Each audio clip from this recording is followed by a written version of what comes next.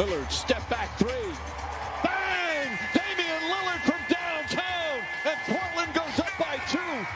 13.7 seconds remaining. He does it again.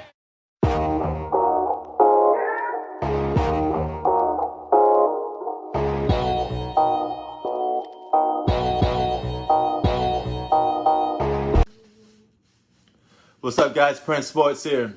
Now, you all saw Damian Lillard hit that clutch shot last night. So that got the media asking and on his jock saying, is Damian Lillard the best clutch player of this generation? And that answer is very simple. It's a very flat out no, because Damian Lillard has great regular season moments when he's in the clutch. But in the playoffs, his clutch moments are far in between. He does have some clutch moments in the playoffs, but not as much.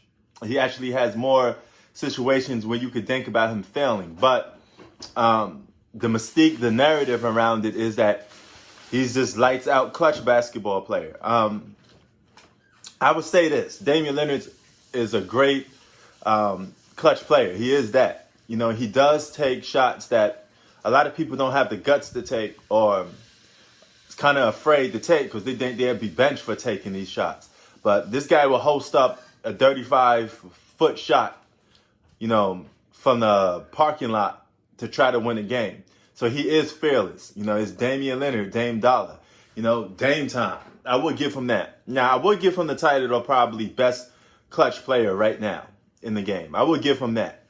But of this generation, I think that's a little overrated statement to say. I mean, it's one of those spur of the moment type of things, you know, prisoner of the moment.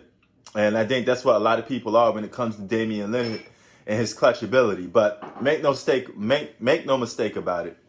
Damian Lillard is a great performer in the clutch, hands down. And I like what he's doing. You know, I like the energy that he's bringing. But I would say this much: he's gonna have these clutch moments throughout the rest of his career, and never win the championship. Never really take that team really far. For starters, C.J. McCullough and Dame Lillard would never win a championship. Okay, they just don't gel to the point that they can win the championship together, and it's a little bit of them not being the best players in the league. They're great, they're good, but they're not the best at anything. You know, they're just good basketball players that happen to be all-stars. They are all-stars. You can make a case Dame's a superstar, but to me, I say he's an all-star more than a superstar, because I don't like losing that word out loosely.